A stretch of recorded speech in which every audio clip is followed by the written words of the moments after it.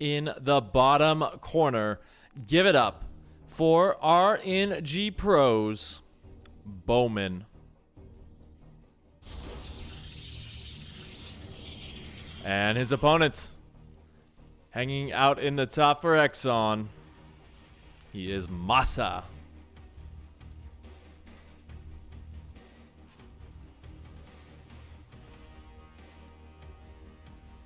So this is gonna be a pretty good one. TVP is really interesting and kind of chaotic on the North American server, if I do say so myself, just because a lot of the build orders that you would see on, say, Europe or KR, I won't say that they're not as refined, but they definitely are much more scrappy from how players do decide to go about it. We see things like disruptors a lot more. We see that kind of we don't see that air transition from the Protoss as much. And a lot of the time we'll see Terran players just kind of decide to go for this sort of brute force method and try and end this game as early as possible. Now we do see Bowman going to hide that third base just because Masa doing a very good job of denying that natural for as long as possible. He got quite a bit of NG Bay cut down on there. And now he's just going to go in, sees the double gas. More than likely he wants to get that confirmation on that third base. That's why he's sending his guy over there. That's going to be pretty important because if you see double gas as a Terran player and you don't have a natural, you are borked. I was trying to think of a good word in English for it, but borked works much better.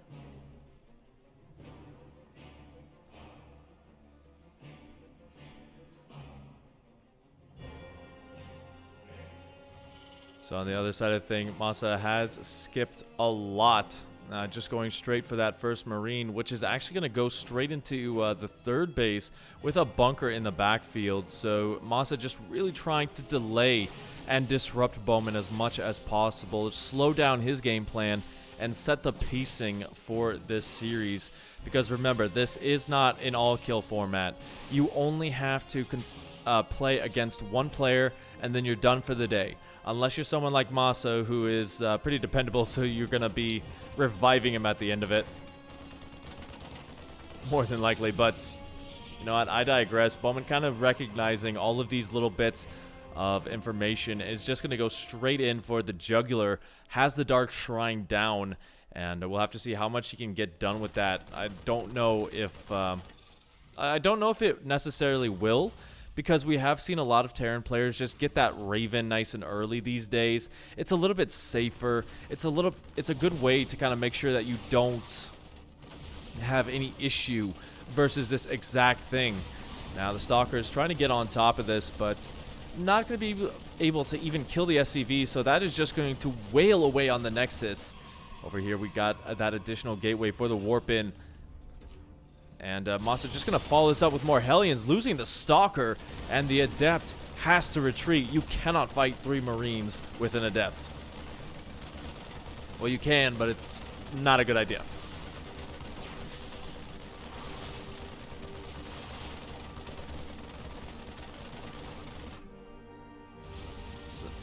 So now we see that Hellion run by coming in, getting a good spread on these. They do only 2-shot the probes, but 6 will go down, and that's a lot of denied mining time. Bowman actually only doing long distance mining as well.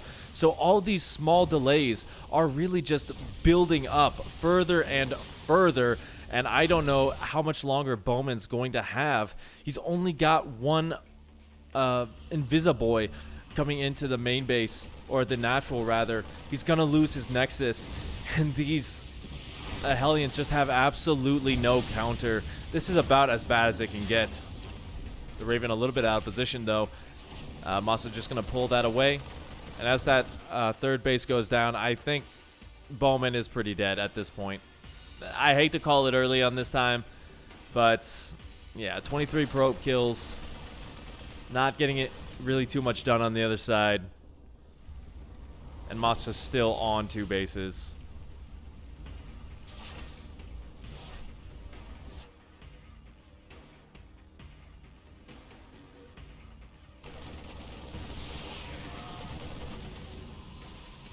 little bit of a misuse of that pressure right there with that auto turret. A little bit of a mistake there by Masa, but kind of taking a look at it, he's trying to bring in another one. The siege tank will be on top of that, however. Drops the depots at the very last second to kind of bait him in. And now, yeah, Bowman, he's going to have to do a couple of things. And right now, he's not really doing them, essentially. He is just now going to be dropping that natural nexus once again, and he's still trying to make this work. I think that's his biggest issue. After this, you got to just go for the transition and hope to God Masa isn't coming across the map. Koreans OP, even if they're NA Koreans. You know what? I think Masa is OP in this scene. Like, I don't know what it is about him. He's just he just crushes through a lot of players that I really don't think he should sometimes. And that's not saying anything bad against Masa. He's really, really good. Must have done some online survey to pick his race for him. That's true. He might have done like a TikTok meme or something. Yeah, looks like we do have those units just kind of hanging out of the range. Stim pack is complete. +1 armor, or attack rather, is coming in.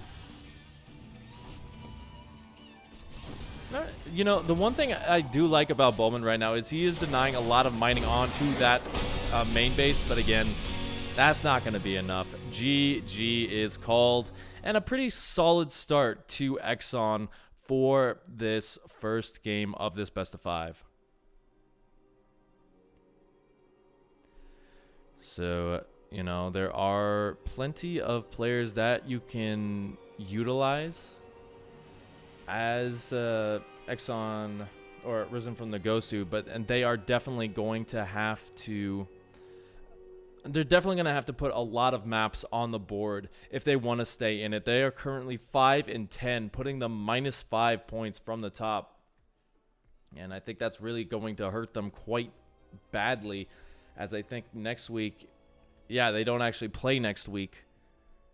So let me get our second map up. We're going to be going on to Death Aura. Sorry if I'm a little bit coarse right now. I've been casting a lot of StarCraft 2 in the last couple of days. So a little bit more of a chill stream. I apologize for that.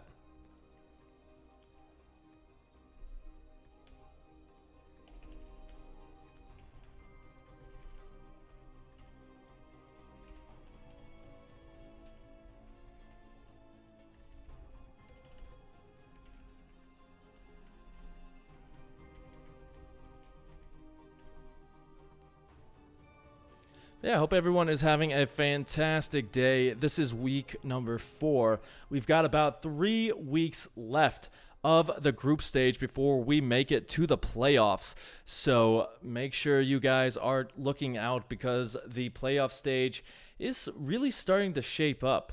Alpha X on the top 9-6. They are playing over on Winter SE2's channel right now, and they are, you know, they are going to be doing pretty well in the group. I think they do have a very powerful North American roster.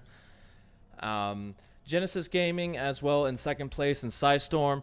That's kind of the expected top 3 that I was really thinking. Looks like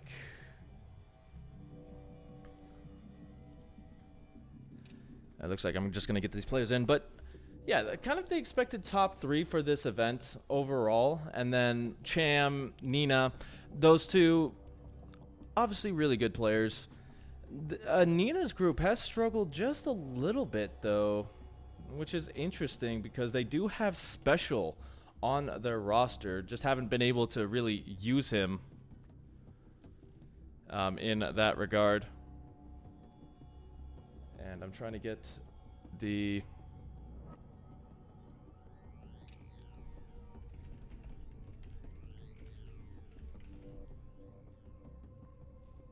into the lobby.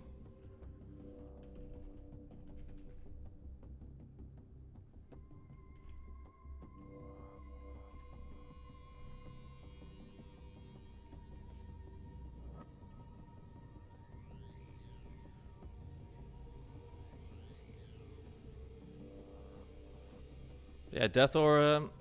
This is gonna be a good one. I feel like Death Aura is is a bit more of a standard map in the pool, even with the acceleration zones in the middle. It's still a relatively decent, macro game map that we can get to see. And yeah, I've already got the player for Exon, just waiting for Risen's guy.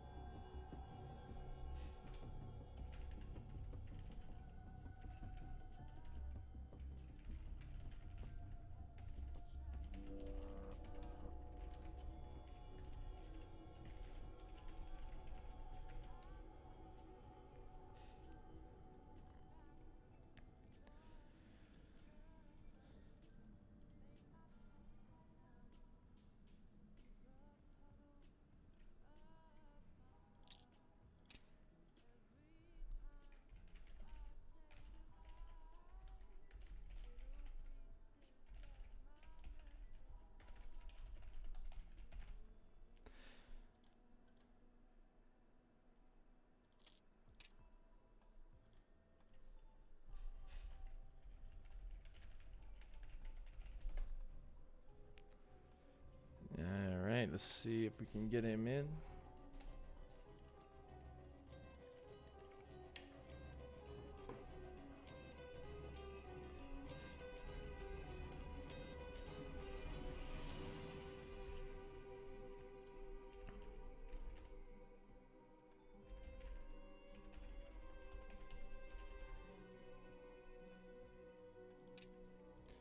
And try this again.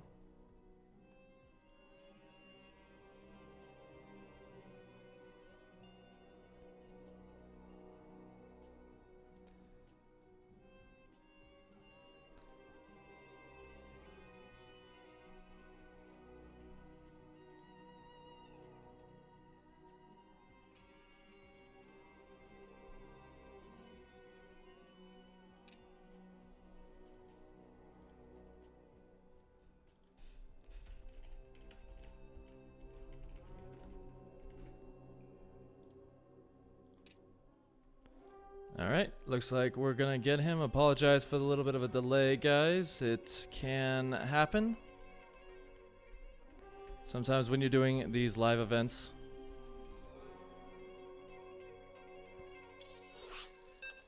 And here we go. We've got the go-ahead, and yeah, these guys are... This is gonna be a good one. It's a PvZ. I'm not gonna give anything else away until we get into the introductions, but I am actually really excited for this one because one of these guys, I was actually on a community team with him just last year, it was actually. And so, without further ado, let's introduce these guys. Spawning down here in the bottom position as the red Protoss player. He's playing for Exon Gaming. He is Ruichi.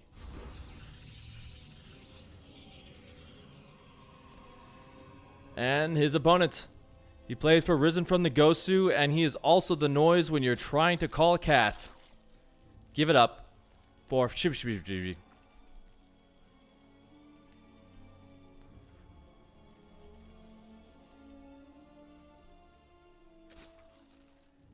and so you can kind of tell right now that Fishy, I'm just going to call him Fish just because it's a little bit easier. If he gets mad at me, just let me know. But he was a little bit hesitant right there, just making sure that that probe wasn't coming out early enough for him. But he is going to be able to get the natural down, which is kind of a rare sight sometimes in this matchup these days, just because that first probe is usually more of a nuisance, meaning that you see a lot more players just deciding to go for that third base much, much quicker in order to keep their build order going on in. Right now we do see a little bit of a scout as he's getting his natural up before Cybernetics Core. So going for a more economic route. And honestly from here, you are down one game. That's not the biggest deal of deals in a best of 5. In this sort of tournament mindset though, you do not want to be dropping too many maps.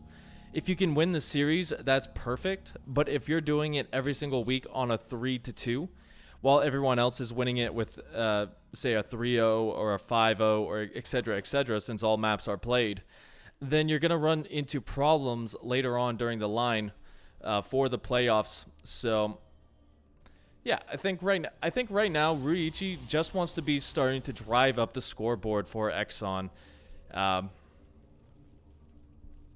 And that's going to be the best way to go about it. As we do see the probe going to get a little bit of a pokey poke.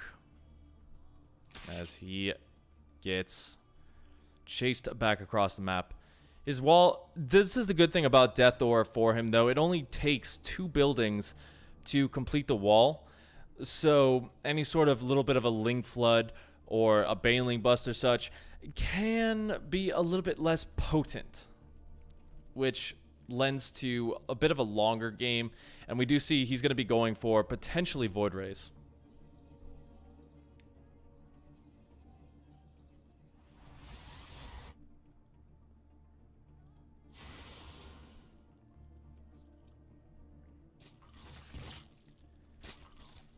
Looks like we got the Oracle first, though. That's going to be good for a little bit of harassment, as the Adept going to be shading in and faking it, so that he can get out with his life. It looks like Fish did get a little bit of a scout in, though. He sees pretty much everything, recognizes the Oracle, so he can respond just by dropping down a couple of Spore Crawlers. And honestly, that's all you really got to do. The Oracle, not that much of a threat in this matchup. Although, there's no Spore Crawler anywhere on this map yet. And by map, I mean base. I forget English, like, with alarming frequency.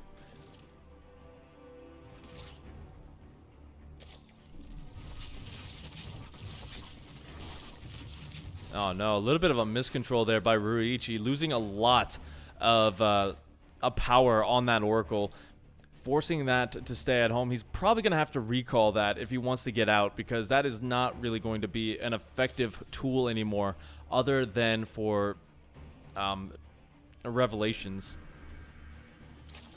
We see the 3 Queen posse just going to be coming over as well, shooing away the second Oracle. And we see a bit of a transition. He's got the Twilight Council coming down, going to be going up to +1 upgrades soon as well with that Forge. And yeah, let's see what he decides to do.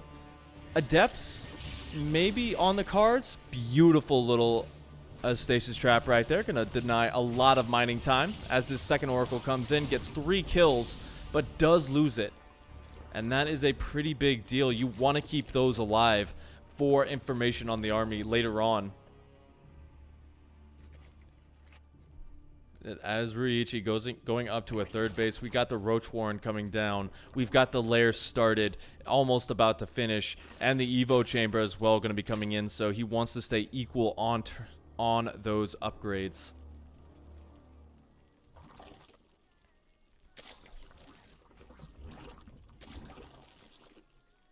And we see that big power-up gateway with the charge about halfway done.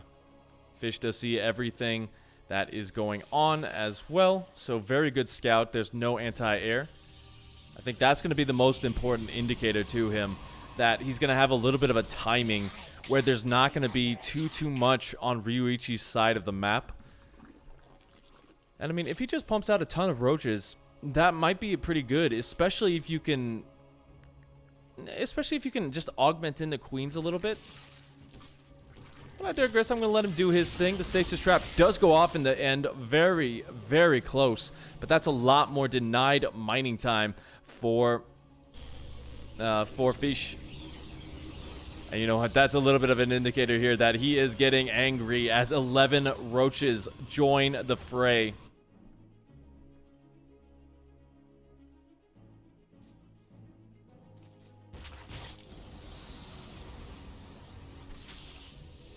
Ryuichi is putting everything he can into tech upgrades as much as humanly possible with his +2, with his blink. I don't really think blink's going to be the best option with how few stalkers he has. The disruptors, though, are going to be a linchpin in the defense for him. The wall is incomplete, so a lot of these Zerglings are going to get in and just cause a big nuisance. Wait a second. Templar Archives there? Looks like he canceled. Okay. I was about to say, I could have sworn there was one in the main base as well. But getting a little bit more information is Fish. He's slowly pushing that creep forward with the roaches in the front. In terms of upgrades, he's getting 1-1, both attack and attack. And just watching the move out here from Ruichi. Fish up 40 supply. About 30 army of that is an army. And I think that once that storm and +2 finishes, that's going to be the catalyst for him to move forward. I don't think like you can really give too much more time to Fish, as he's currently up 80 to 82 workers. So it's just going to be pure unit from this point on. So if you give them a lot of room, they're going to be able to go up to Hive. They're going to have superior upgrades on these units, and they're going to really just be able to surround and destroy your army much quicker. For Ruichi's sake, he does need to fight in a bit of a choke point situation. He doesn't want to allow that sort of concave in order for his disruptors to have the best utilization. So just trying to clear up some of that creep. That is a good start. But getting up that ramp is going to be the big problem. Good disruptor ball. Going to get a couple of those Ravagers. The second one only getting one. The small little run by is going to get deflected as well, but the fourth base is under fire.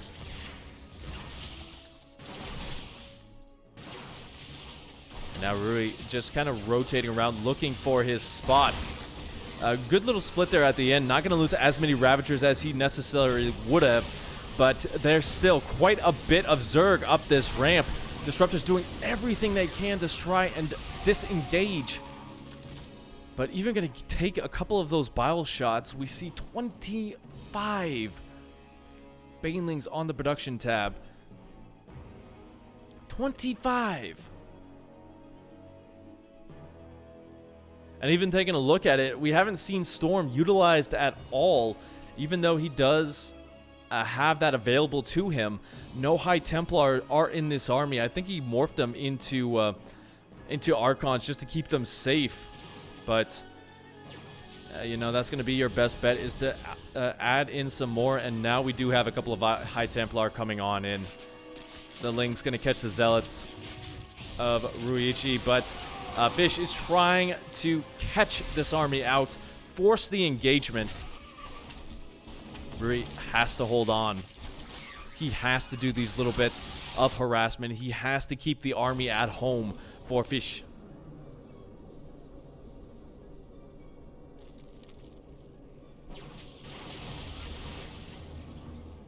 Sending out a couple of blind balls just to make sure he doesn't get surrounded. But he is actually set up for a beautiful 360 surround is Fish. And as he pounces on this side, some big disruptor balls at the top of the ramp. The Stalkers blinking back, but he gets the Warp Prism. And now all the disruptors are going to go down.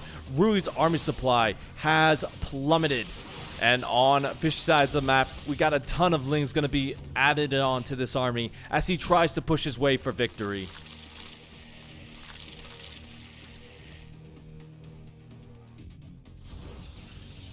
Hey, how you doing? You're not really a Protoss unit.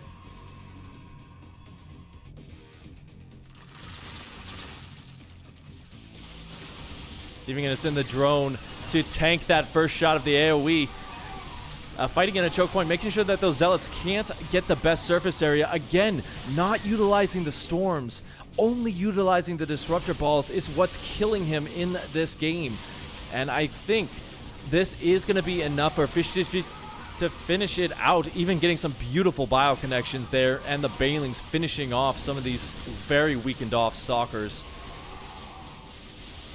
Looks like we are going to have Risen get on the board in this game number 2. It's all kind of a matter of closing it out. Taking a look at the supply, 168 to 123. Taking a look at the fight as well. He's only really getting the banelings. He's not cleaning up a lot of these ravagers, a lot of these roaches.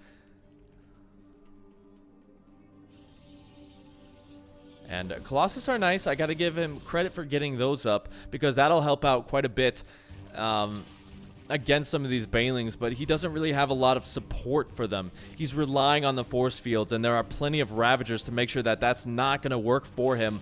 We see a little bit of a run by coming in for the banelings, but that will get caught, so that is just a very big distraction. Rui not paying attention to his fourth base. The cannons dropping like flies. The shield battery not even going to be overcharged till the very too late moment. And losing all the probes on that base. Fish doesn't even need to engage anymore.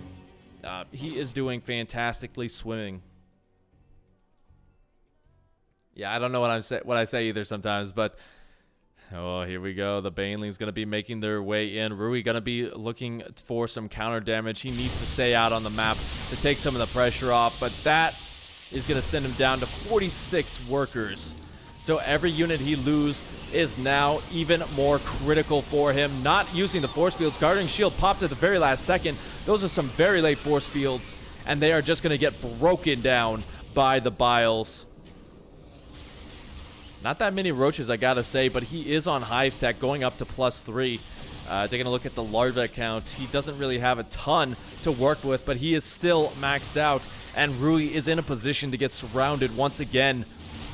And just trying to send that blind bile ball, or disruptor ball in the backfield to try and prevent that, but this is his army surrounded as those Colossus get yoinked away to their deaths.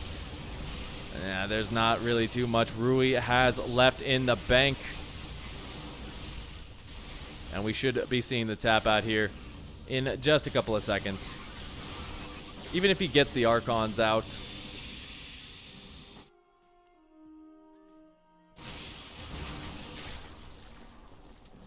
I gotta say, though, he is doing well to try and help push this back, but it's just the fact that every single unit he's losing are these very expensive gas tier units. And he lost so many of his probes in the backfield, he just can't remake them at all. I think Fish is having a little bit of trouble taking the engagement as flawlessly as he can, but getting the War Prism, finishing off that last Colossus, even dropping a Blinding Cloud just for good measure. Rui below 100 supply. And with this next big roach drop, Rui is toast.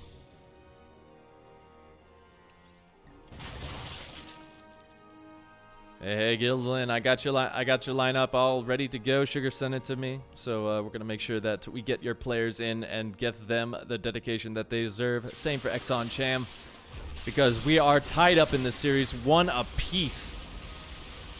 It's all kind of just a matter of crossing your I's, dotting your T's, losing one of the Vipers for free. A little bit sloppy. I don't know why he yoinked the Disruptor over there like that. Kind of just flexing on Rui. As he comes up, the fourth base is completely under fire. Just going to focus fire it down. He has the units to do so. And yeah, I feel like the biggest problem for Rui is he didn't utilize all the tools at his disposal. He's had Storm for the longest time, but he tried too hard for the Disruptors. That's the only way I can think about it, honestly. But yeah, Fish will take his game, and he is done for right now. And let us see map number 3. We're going to be hopping into a lovely shade of light in Lightshade.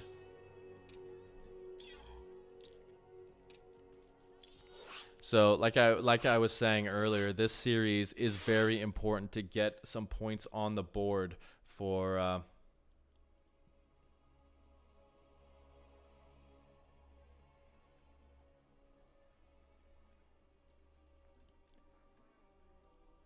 yeah, because they are running pretty far behind in terms of that score count. Let me get this game started up. Hang on.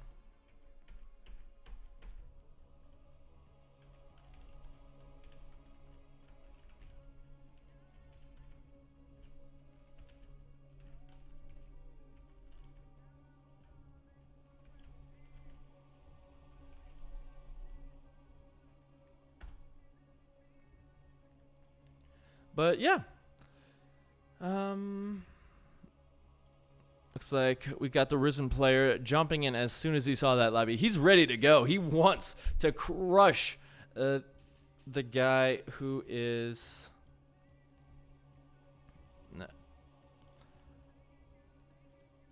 gonna be his opponent, and we've got, oh my goodness, if you like good StarCraft 2, you have come to the right place for this one.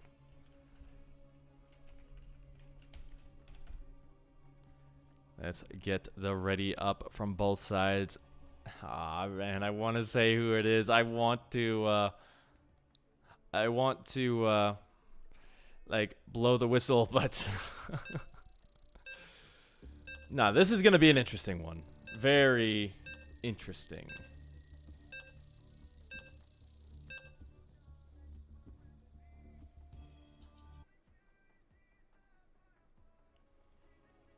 See if I can pull up a little bit of history here. Pulling it over to the side. Thank you all for tuning in so far. Really appreciate it.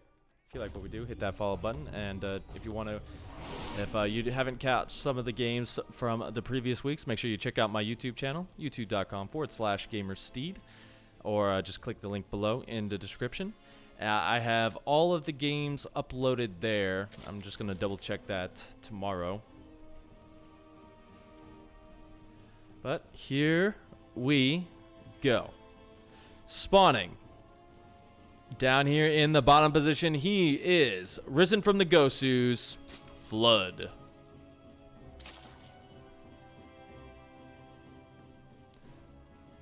And his opponents.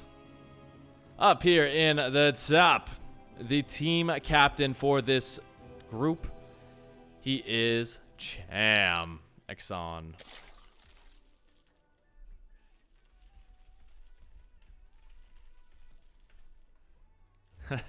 Yes, they have secretly flown out Maru, gotten him a visa, and forced him to play in a North American team league just because they needed an ace in the hole. And they did all of that within a week, which is the most refined, most reformed, best time I have ever seen it happen. Good for them.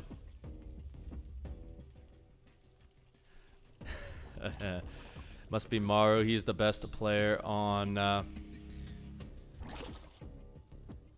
Risen. That is dang right. Maru is the best player on Risen from the Gosu. You heard it here first. He left Team NV. Also, none of this conversation is gonna work too well because everything is like 60 to 90 seconds delayed. So by the time it actually gets out, it's already old news. Have we ever seen Jotun versus Maru before? I don't think so. Not 100% certain on that. Don't quote me. But I digress. Getting back into this one, Exon Cham obviously is one of those players who started from a very young age. He was 15 when he sort of picked it up, which is just 1 year off from some very good runs in his region. You know, taking care of Copa America, getting a consistent third and second place in a lot of very premier level events down in Latin America. And as we see, Flood sending a couple of lings across, just trying to get some information. Not really going to be too aggressive, it looks like, from either side, as we see the third base in different positions. Flood going to be going for a more aggressive third location that's going to be a little bit more difficult to defend, but it gives him a better concave. And, you know, Cham's just going to stay with the high ground. Gives him a little room, but it does open him up to these little side counterattacks.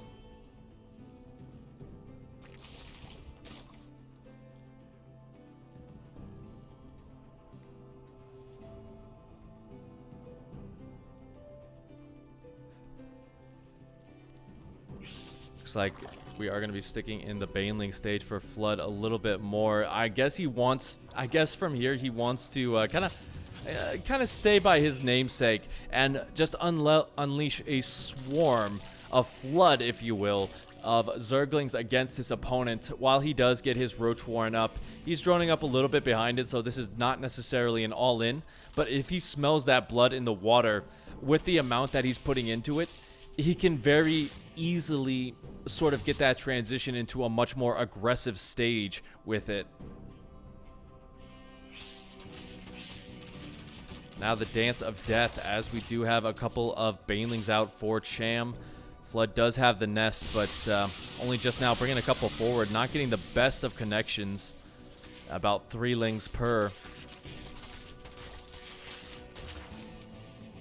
And we see full-on drone production has cut completely. 12 lings, 9 roaches. He's going to look to kill Cham as quickly as possible because maybe he doesn't feel confident in the later stages versus this guy. Or maybe he's just like, I want to get this done. I got something to do. I'm going to go eat a Hot Pocket or something. And this is just getting in the way.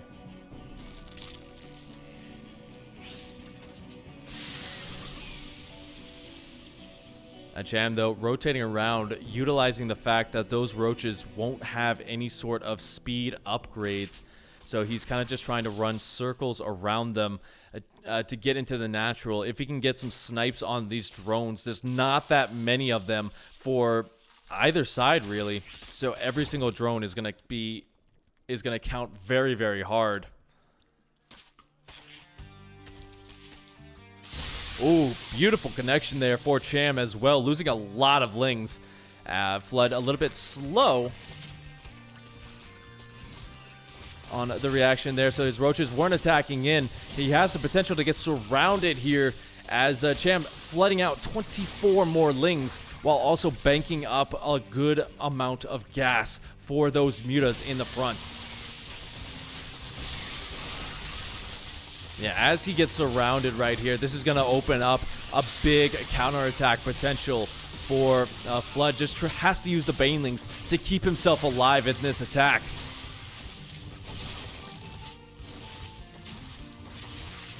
Yeah, even just kind of forcing these lings to stay on the low ground. Good pull away from Cham. He is having a little bit of trouble fully committing to cleaning it out just because those Banelings are there. And Flood is still pushing his way forward. He set himself up pretty nicely in this little position, but now the mutas are going to be on the way. And they can absolutely tear through the Banelings. Trying to get some good connections on the drone line is Flood, but he will clean up that spine crawler in the front. Gonna get maybe 14 more lings, but he's got to get a little bit more. And he knows it. That's why he's kind of trying to focus down those drones as much as possible. The muta's making it very, very hard for him.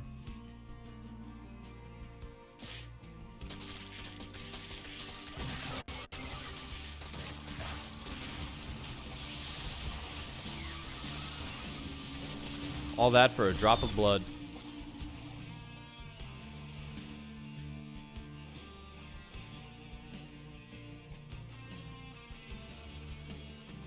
But now Flood is in this kind of position where he does need to stay aggressive with these units because he needs to kind of keep these, try and force these mutas to stay home to defend. If he doesn't do so, then he's just going to get overrun because he doesn't really have a lot of static defense at home, if we can kind of see. No spores, just relying on those queens for that mobile defense.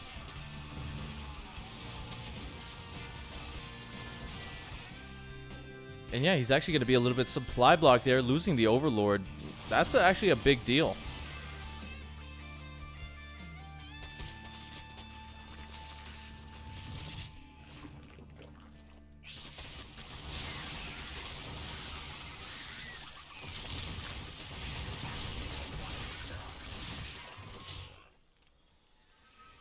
Good positioning on those queens, going to keep that alive for as long as possible as well. But now the Banelings are gone.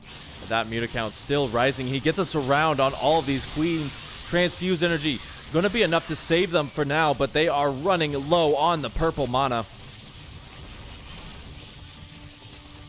Keeps a couple of them alive with that positioning, but now there's not really anything to stop him from going into this natural base. Looking for a good connection with those banelings. He's gonna maybe get a good one there. That is beautiful for Cham. The Muta's trying to fight the queens head on. But, I just don't know. It's like Flood, he does hold on for right now. He will survive for a little bit longer because he was able to kind of clean up some of those mutas. As we can kind of see, 6 going down for Cham. So it's not going to be that scary muta ball that he might like. But a lot of denied mining time is going on for Flood. He's not mining with these 36 workers. Thank you, KJ Freedom, for the host. Welcome, welcome, guys. Hope you had a good FSL.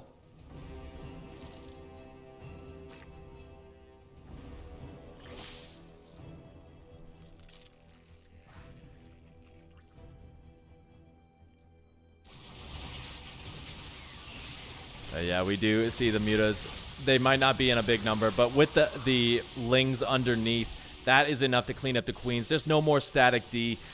Baneling connection going down in the third base as well. These drones, they do get saved by the roaches popping out. Cham being a little bit indecisive about where he wants to attack into, being very cautious with these units.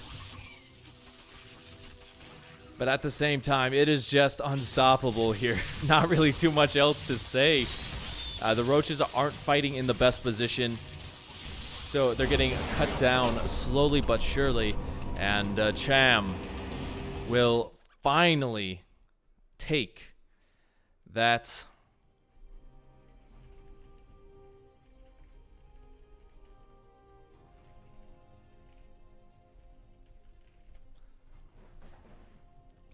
And we'll finally take that one. He puts his team up 2-1. Let's see what we got for map number 4. We all live in a yellow one of these, and it's a little bit cramped. So, you know, we're going to have to share some bed space, so make sure you keep an eye on your stuff. Make sure you have it all locked up, because we're going on to a submarine.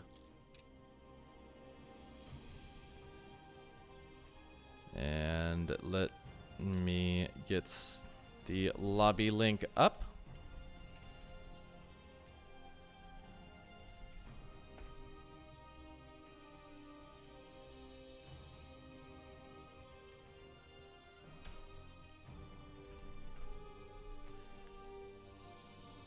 And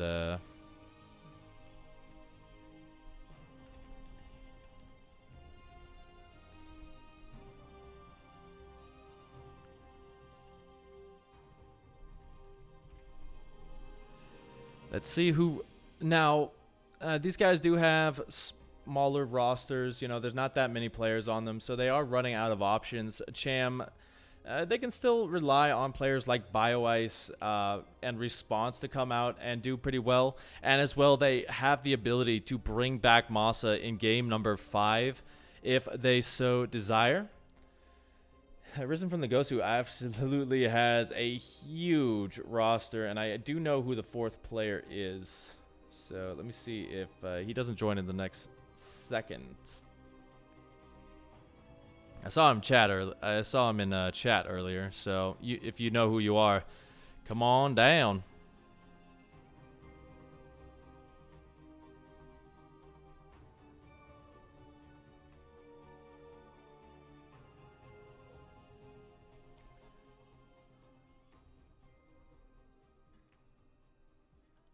I'm actually just going to message in game, make sure that he's here.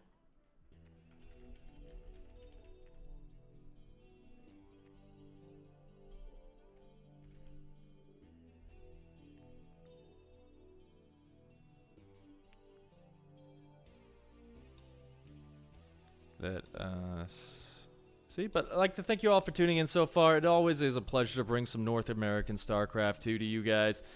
I do a lot of KR events, and I can tell you what, they're sometimes not as exciting because just like that last one, so scrappy, so good because of the fact that even though, you know, Cham was so ahead, one bad Baneling connection, one bad fight versus the Queens, and there would be so much trouble for him.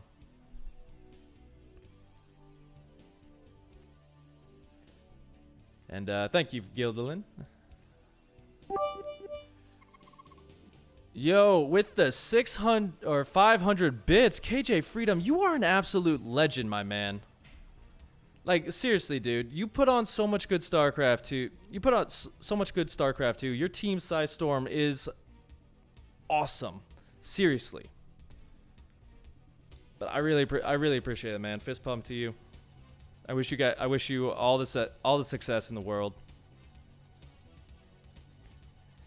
And we are just getting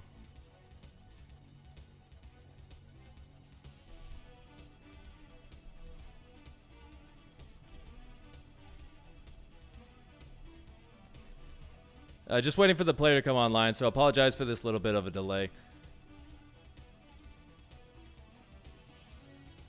Looks like I'm taking a look at the results from the other stream. Not too many spoilers, but looks like Alpha X is up. They're going into game number 5 with a 3-1 victory so far.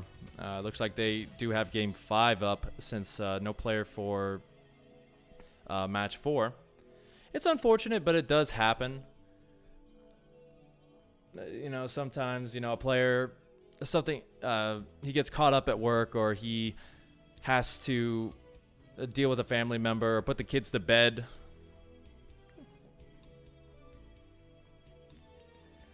You know, just stuff like that.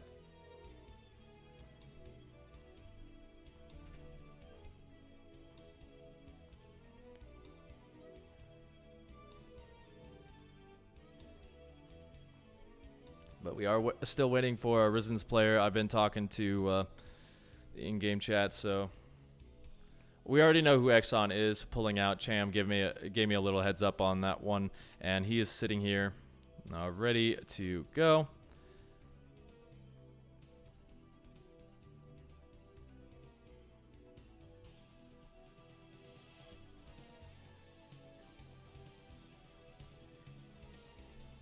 It's a problem with the 60-second delay. Even after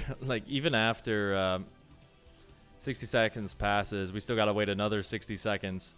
So that's the thing that sucks about delay. That's why I like casting over on the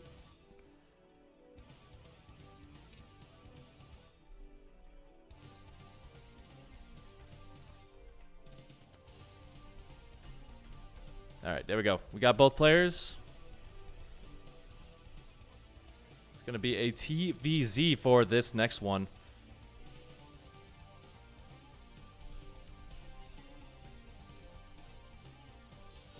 Finally, some good TVZ action. I think this is the perfect map for TVZ, by the way, because even though it is considered kind of Terran favored in some aspects, you know, there's still a lot of opportunity for growth, for destruction with that swarm, because there are those kind of roundabout paths. There are a lot of choke points, so if you can get some good Baneling connections, you're gonna do fantastic. And yeah, just overall, it's going to be a very fun game number 4. So let's introduce these boys so that they can do the talking for themselves with me talking over them at some point. Spawning down here in the top position, give it up for Full Heart.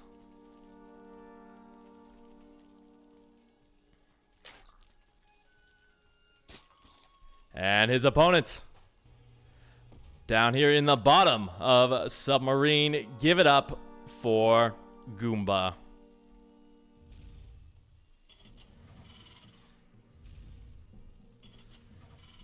And you know what? I was thinking this like the entire time Goomba was talking in the chat as well.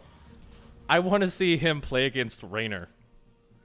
Not because I think that would be a great game, but because Then you could say, like, an Italian jumps on Goomba, and just a lot of Super Mario memes with it.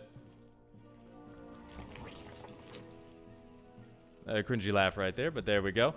So we see both of these sides just playing it pretty standard to start things off. I don't think these guys are going to necessarily cheese a lot on this one. Even though it is a very short rush distance, it opens itself a lot more to all-in builds rather than cheese. I know that kind of sounds a little bit weird, but those early cheeses, they can't do as well because you get that scouting information. You get the idea that there are roaches out, that there are a ton of Reapers coming your way, and so you can defend it a little bit easier.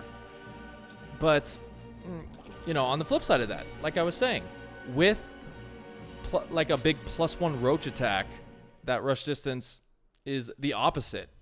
It's impossible. It's almost impossible to stop without knowing it. I know that's a really weird way to think about it, so I'll stop with that line of reasoning, but, you know, not going to be anything crazy like a 2-1-1. He does get that Marine out, and he will be going into Hellions to augment with this Reaper. He just has to keep that alive.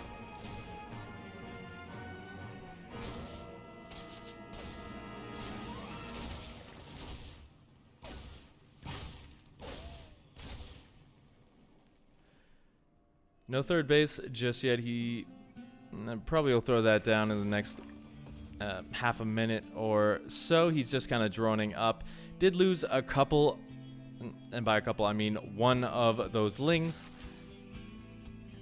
But he does get that first Creeper Doomer down, and that's the most important thing for him. Getting that up means that he's going to be able to connect that third base much, much quicker. And, you know, just keep him safe.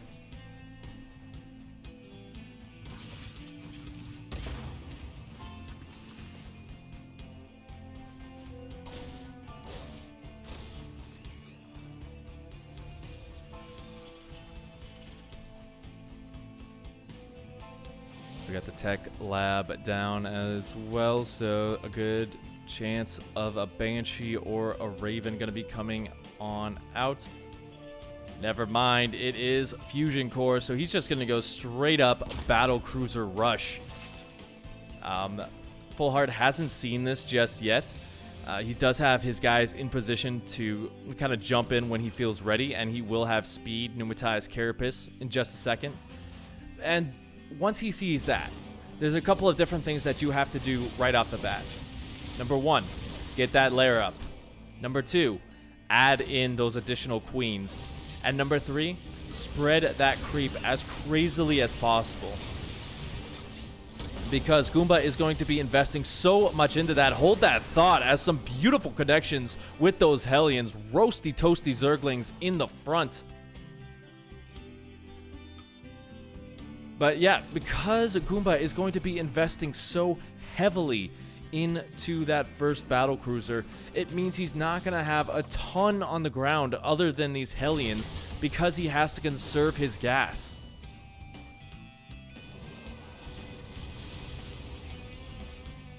And we can see he did get that vision up.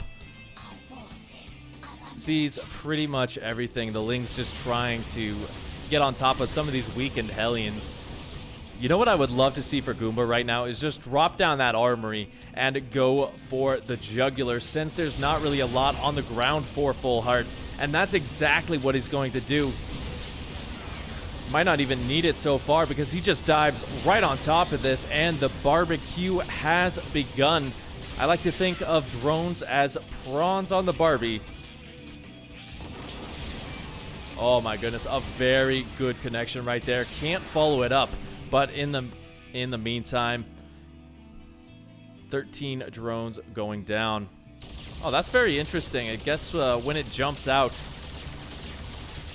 it counts as a kill, but there's not that many queens here to help deal with this. They are just going to be joining in and kind of rotating around this position, but that is so crazy. Just from the fact that he can jump from the third to the main base as many times as he wants.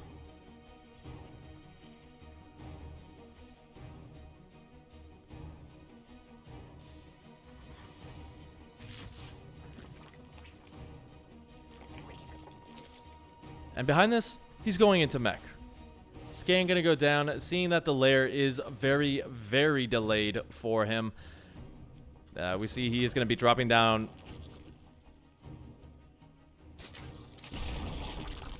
I was waiting for him to recognize that. But yeah, he does have those double Evo chambers. Gonna start going into the Roach play just because he does want to keep safe against the potential for Hellbats. And on the plus side of that, he's setting himself up for what looks to be a very aggressive attack coming in, as Goomba going to be taking his third base a little bit later. Now this has the potential to either win the game for Full Heart or cost him everything. It all depends on the timing.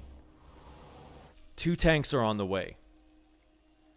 The Hellion count is increasing, and Goomba is up 3 army supply, while also going to be harassing with these first couple of battle cruisers.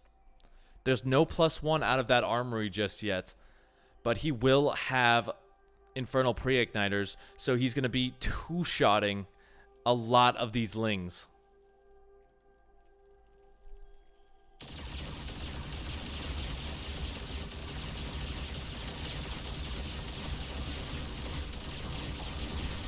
Getting right on top of the mineral line. 6, 7, 8 workers going down. Focus firing some of these queens as well. Just going to be taking them down. No transfuses whatsoever. He tried to go in there, but that wall is fully complete. And I think with that battlecruiser coming in, this is going to be a little bit of a slower death. I just don't know what Full Heart can really do in this situation. He's not even been able to drop down a Spire at any point. And his attack, like I was saying, he's not going for it. He has missed his big window in order to make it work. And just taking so much damage. I hate to call a game early, but when you see this kind of stuff, what can he really do? Yes, he's going up to that infestation pit, but he's only getting his 4th base now, so he's still equal on the base count with his opponent. Those are slow Banes, by the way. And the hits, oh, they are just continuing to come. Down below 100 supply again. He gets a couple of connections on those Hellions, but now getting surrounded. No roaches in the front to kind of tank some of this damage. Full on surround. 9 roaches, that's all he's got in the production tab. He just never really had the economy that he needed in order to recover.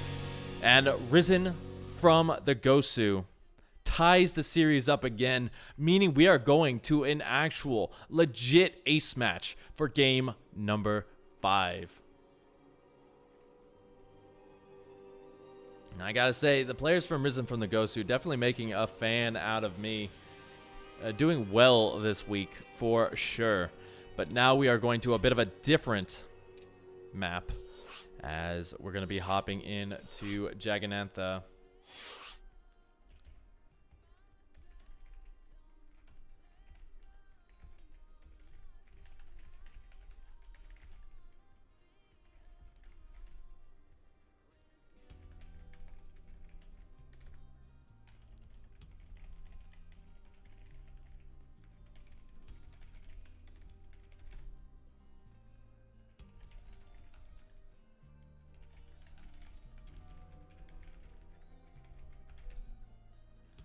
All right, map up, mod in.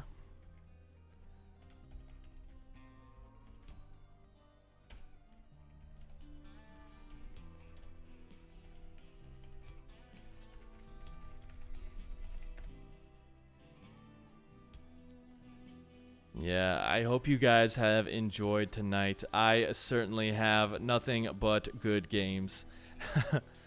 You know, even if they're scrappy, I think that's the best game. You know, you can have those big, huge engagements. You can have the nukes getting solar.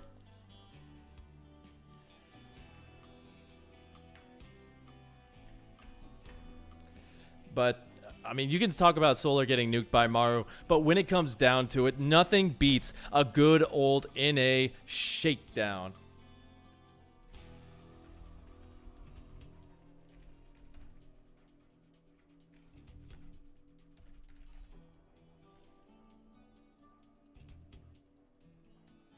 Let's see if we're going to get this name, this little bit of an AC ace. As Gildelin is just deciding who it's going to be. Taking a look at his lineup, he can have anyone he wants. I think did a pretty good job in his game, closing it out pretty well. Then, obviously, taking a look, they've got OMG, Banana, Bowman. Had a little bit of a stumble, but, I mean, come on, he was up against Masa. To be expected, but Bowman is a very good player, and I would like to see him come back to avenge himself. Flood, my boy, he wants a little bit of revenge against Exon, too, so he would be a good name to tap on in. So, yeah, let's see who they decide to jump on.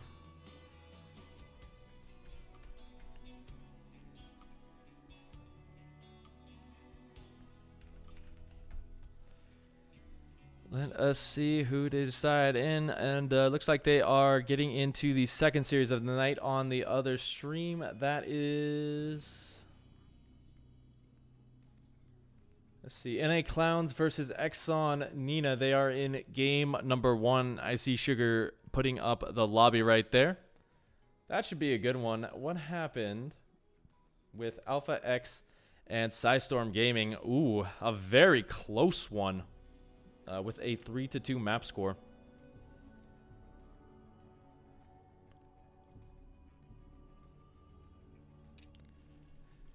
And we have the players, we have the lobby, we have the Go-Go's, maybe.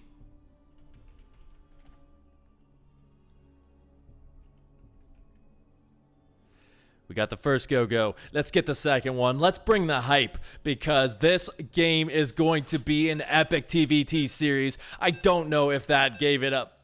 I don't know if that gives it away. But you know what? Here we go. As soon as it loads in.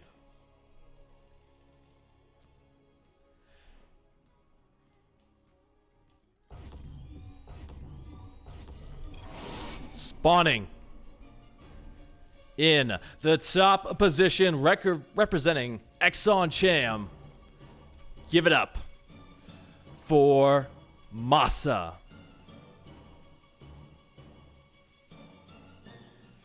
And throwing out a little bit of a smack talk down here in the bottom for Risen from the Gosu. He is Goomba.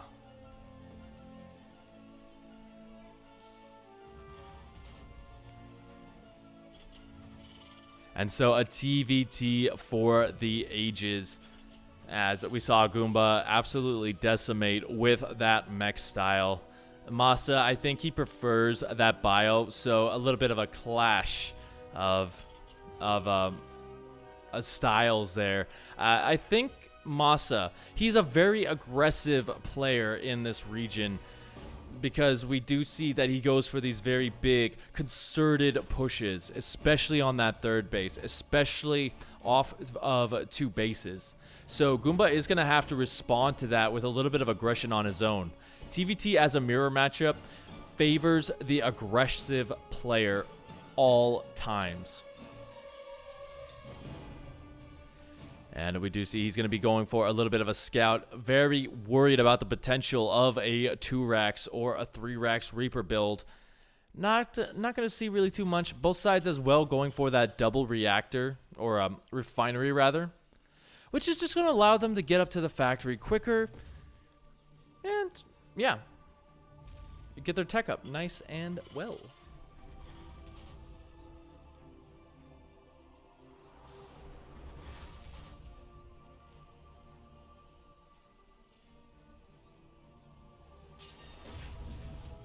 So right now we do have a little bit of a lull in the early game. That's kind of the thing about TVT. It's the calm before the storm.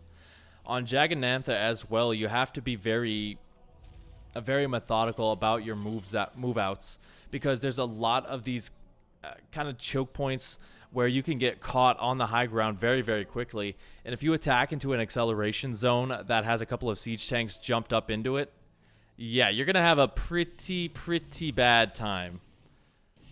And that's not just me saying that. I know that from experience. Looks like both players are just going up to the Cyclone as well, skipping the Hellion for now. This is going to keep them a little bit safer because I think they did scout each other and know that this is coming. But Masa making his way in, going to deny some of that gas, just focus firing down some of these SCVs. It will cost him the Reapers, but he does get 3 kills.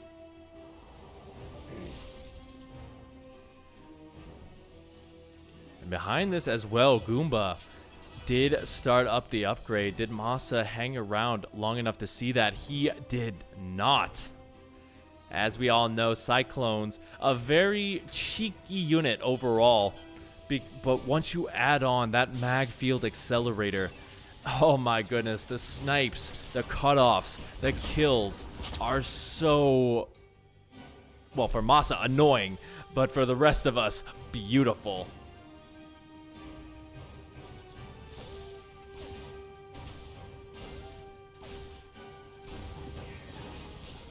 Game paused. Looks like a little bit of a PP needed with a KK pulling it up. But yeah, Macfield, you know, obviously we can talk about this a little bit more as well. Goomba has that third base on the way, as we saw. So with that, if he can kind of just keep that rolling, like I said, the Cyclones, they're going to be moving across the map. They're going to be looking for those snipes. And that's going to allow him to almost unmolested get that third base down in a good timely manner, and he's going to be able to defend it a lot easier.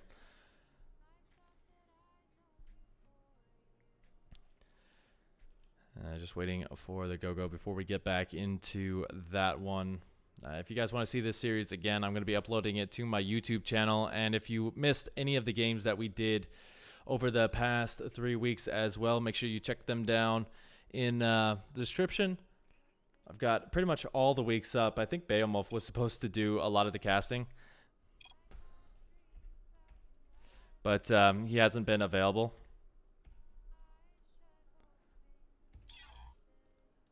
Operation commencing. But here we go. Game has been resumed. Masa is going to clean up that last Reaper. Just going to be there for the scout. He sees the tech lab. He knows that it's more than likely going to be a Raven coming out of that. I don't think Banshee is going to be the best opportunity for him.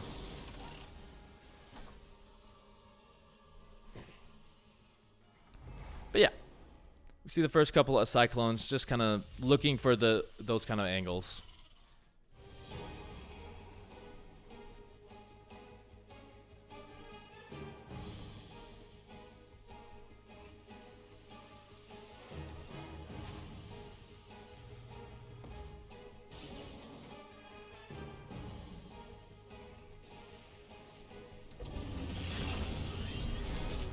Now, Goomba is going to be going mech behind this.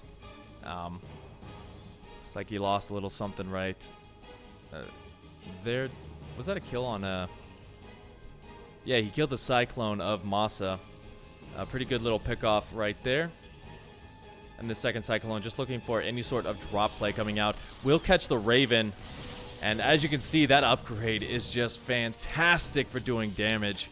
That will have to go home and defend. So, what has Masa seen?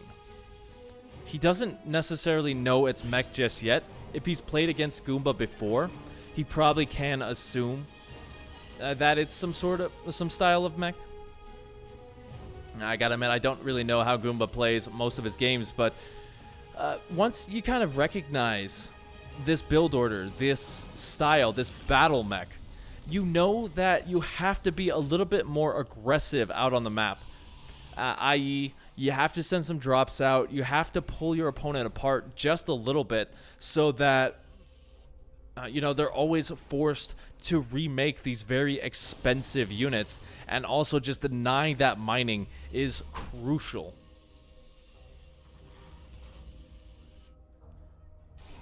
Looks like he took a little bit of a shot there. Masa is still in a very defensive position with all of this 4 siege tanks. I'm really excited to see when he decides to move out. Scan gonna go down. Really just seeing that, really just confirming that, yeah, this is more than likely bio.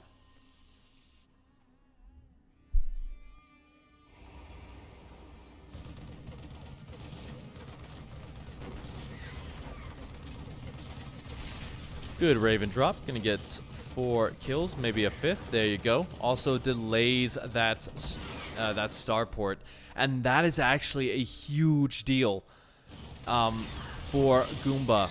Even getting some denied mining time here. Looks like that one SCV has got a posse.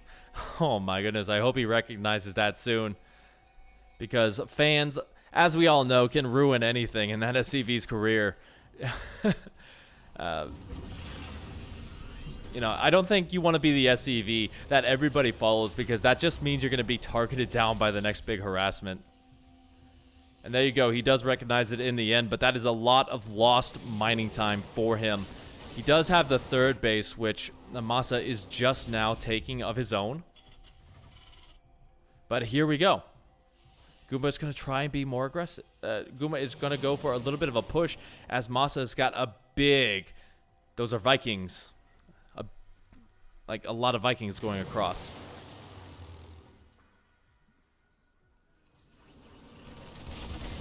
Now the siege tanks are a little bit out of position, so they are not sieged up for this.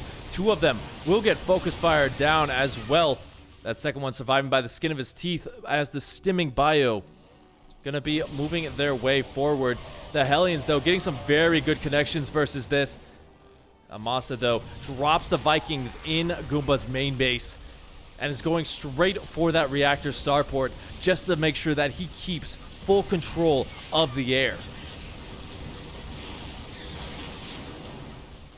Wouldn't mind, might actually get a good connection there. Gets 2 of the Vikings, and now Goomba will be able to finally clean that up. But back at home, Moss is up 18 supply. He got 12 kills. And you're still not back on that gas completely because you only have 2 in there. Goomba is in a lot of trouble, and Masa just needs to keep pushing his advantage if he wants to close this one out.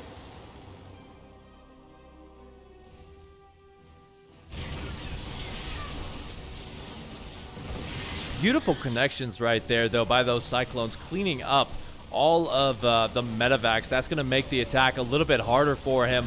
He did get rid of the medevac in the main base as well. Those Marines, though, focus firing it down, getting 7 additional kills.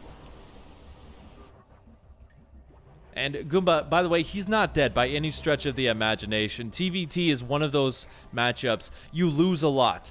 You'll run behind in terms of that economy, but then your opponent runs into a tank line and all is forgiven.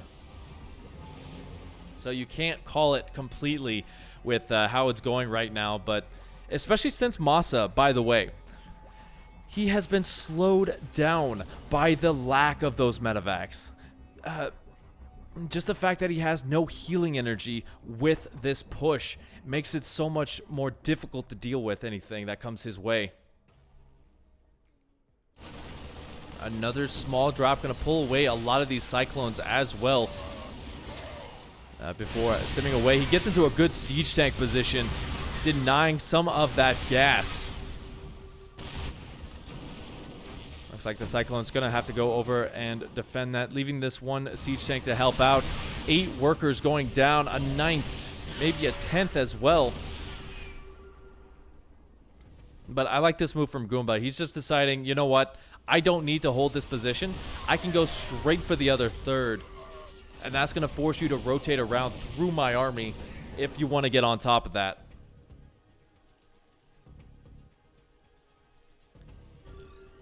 Now as well, kind of taking a look at the unit count. Goomba has taken that air advantage.